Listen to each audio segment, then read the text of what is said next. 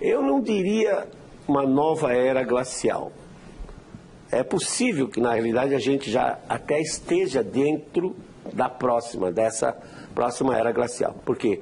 É porque os intervalos são o quê? De 12 mil em 12 mil anos? Os períodos quentes, os chamados interglaciais. São os intervalos. Mas os períodos frios, eles duram da ordem de 100 mil anos. E os períodos entre uma outra e outra era glacial, chamado interglaciais, são 12 mil. Duram da ordem de 10 a 12 mil. Isso já está mais ou menos A vencido. última era glacial, segundo os geólogos, ela terminou há 15 mil anos atrás. Isso. Então já está na hora da outra. Nós já estaríamos aí da ordem de 3 mil anos já dentro de uma nova era glacial. Mas vai demorar uns 100 mil anos para chegar a uma temperatura de 8 a 10 graus abaixo do que está hoje. Enquanto isso, a temperatura não vai caindo linearmente. Ela tem essas subidinhas, passa por períodos mais quentes, períodos mais frios. Mas, professor, quando o senhor fala que o planeta não está em fase de aquecimento, mas de resfriamento, a impressão que se tem é assim, é quase um alívio. Ah, então não tem problema. Eu acho que é o contrário.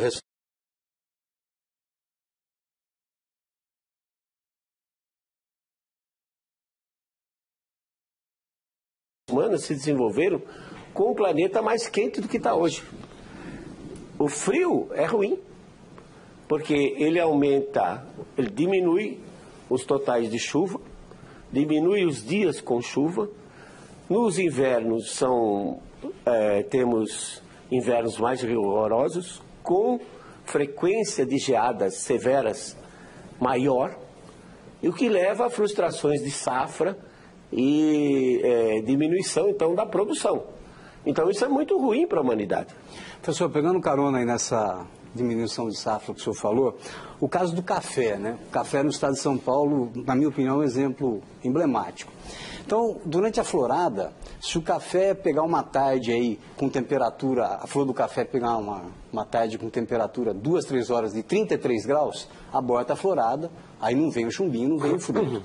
E isso aconteceu, ouvi depoimentos de produtores da Alta Paulista, e por isso o café migrou para a região da Mogiana, a região de Franca, no estado de São Paulo. Isso não é concreto? Isso não é um dado concreto? Esse aborto de florada? Não, claro, pode acontecer, mas os eventos quentes, eles são menos frequentes, na realidade, do que os eventos frios.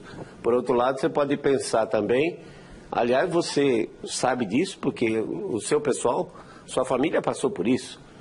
Quer dizer, o café no oeste do Paraná, né, que era cultivado desde os anos 20, simplesmente desapareceu por conta do quê? Da geada. Das geadas, né? Porque passamos por um período frio entre 1946 e 76, Mitre. E nesse período a frequência de geadas severas foi maior. Então, se o cafeiro precisa de uns 4 anos para entrar em regime de produção e, em média, a cada 3 anos você tem uma geada, o produtor tem que arrancar aquele pé que morreu, botar um novo e a produtividade baixa. Você vê que no Paraná, que tem solos ótimos, os melhores do Brasil, a produtividade naquela época era 400 quilos por hectare, enquanto em Roraima, Rondônia, que tem solos pobres, é 1.200. Professor, por que a gente não chega então num consenso, né? Se gastou tanto dinheiro, tanta saliva para fazer o nosso programa, a nossa política pública de agricultura de baixa emissão de carbono, estamos com isso no Plano Safra já há 3 anos, e por que os cientistas não chegam num consenso, então, de que está existindo o resfriamento? Por que os organismos internacionais sustentam a questão do aquecimento? Não, Tobias, não existe consenso em ciência, né? Se houver consenso, o consenso é em política. A ciência, ela evolui exatamente pelas contradições. Eu tenho uma ideia, o indivíduo tem uma outra, então a gente vai tentar. Mas dentro dos organismos internacionais não prevalece, a maioria não é de que está havendo aquecimento? Eles não falam Vou traduzir para a senhora a pergunta. Essa hegemonia está mentindo para o mundo?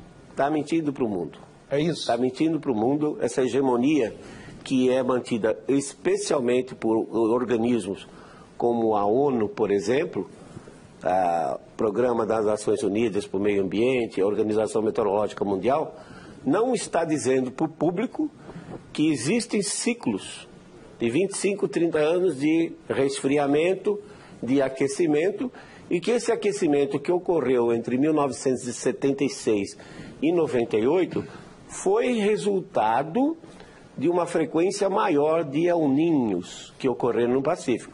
O telespectador deve saber que El Niño é um evento oceânico no Pacífico tropical, em que as temperaturas do Oceano Pacífico ficam mais altas em alguns locais, em média 5 a 6 graus.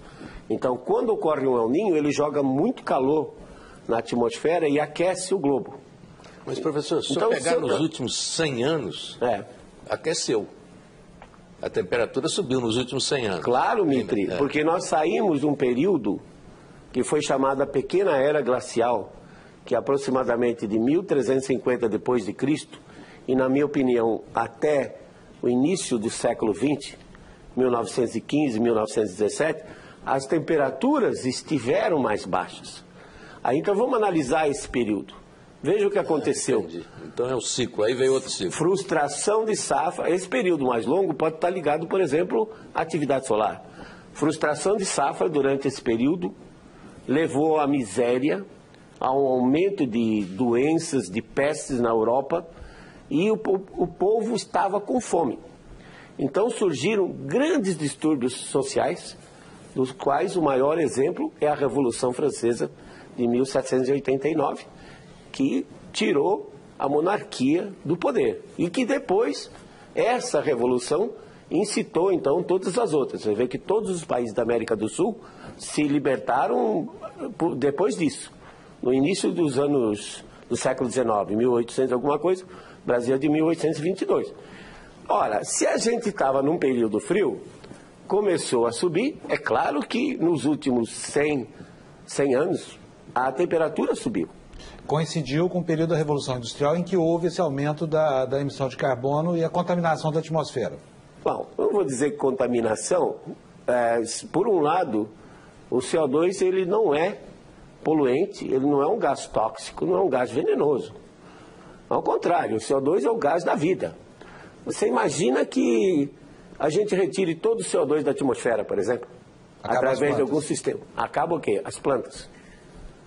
E se acaba as plantas, nós vamos acabar. Professor, a propósito disso, se não me engano, a Exalc lá em Piracicaba fez uma experiência muito interessante e cultivou as mesmas espécies de planta numa atmosfera controlada com uma concentração maior de CO2 e outra com uma concentração menor. E constatou que algumas plantas são mais produtivas sob a concentração maior de CO2, mas que isso também pode reduzir a produção de alimentos por causa da produção maior de fibras. O senhor falou no começo do programa, as plantas agradecem esse aumento do CO2 na atmosfera. Necessariamente tem que ser assim ou isso pode implicar dificuldade para obter alimentos no futuro? Não, eu diria que são... Não vou citar apenas esse exemplo da Exalc, mas são centenas de ensaios agronômicos que foram feitos não só no Brasil, mas no mundo todo, que mostram que quando você dobra, triplica a concentração de CO2 na atmosfera, que a produtividade das plantas aumenta de 30% a 50%. E é interessante que os estudos paleontológicos mostram que nos períodos em que a Terra teve mais CO2, por exemplo, 150 milhões de anos atrás, 200 milhões de anos atrás, a concentração de CO2, isso medida na composição das rochas, era da ordem de 8 a 10 vezes o que nós temos hoje, da ordem de 4.000 ppm. E o que eles encontraram foram folhas fósseis que tinham um número de estômatos, ou seja, a abertura na folha, um número reduzido. O que implica que as espécies eram mais eficientes, porque como tinha mais CO2... Por que tinha mais CO2? Variabilidade natural, quer dizer, o planeta começou com muitos gases, inclusive já no vulcão em atividade. Isso, você tinha, por exemplo, 2 bilhões de anos atrás, a Terra era uma terra vulcânica, né? Ela estava se formando e tinha muito mais CO2 na atmosfera durante esse período. Aliás, ao tempo em que a vida começou no planeta, como era a atmosfera?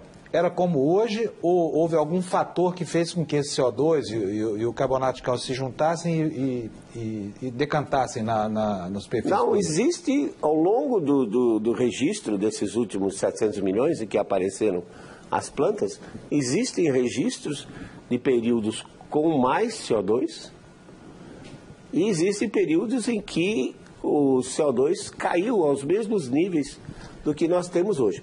As plantas, elas param de funcionar quando o CO2 chega a 150 partes por milhão. Hoje nós estamos com 400. Então nós estamos num limite muito baixo. A produtividade vegetal, por exemplo, durante o Jurássico Superior, onde existiam os dinossauros, era muito maior do que hoje, porque tinha muito mais CO2. Então há uma variação que muitas vezes está ligada principalmente à temperatura dos oceanos. Tem que lembrar que os oceanos cobrem 71% desse planeta. Então o que acontece? Quando as águas esfriam, os oceanos retiram carbono da atmosfera. É o mesmo princípio que você vê numa bebida gaseificada, num refrigerante. Se você abre o refrigerante e ele está frio, você vê aquelas bolinhas de gás subindo. Mas se você não bebe e deixa ele lá, ele se aquece, ele expulsa o gás. Mas, professor, como foi que o CO2 virou vilão? A partir de que momento? Isso é uma pergunta muito interessante, Mitri. Eu não sei. Eu tenho assim, uma ideia, uma especulação, porque coincide com aquele primeiro choque do petróleo em 1973. 73, nos anos 70. Em que o petróleo... Que foi a partir dali que começou essa ideologia, digamos assim. O petróleo, ele custava $3 o barril, naquela época.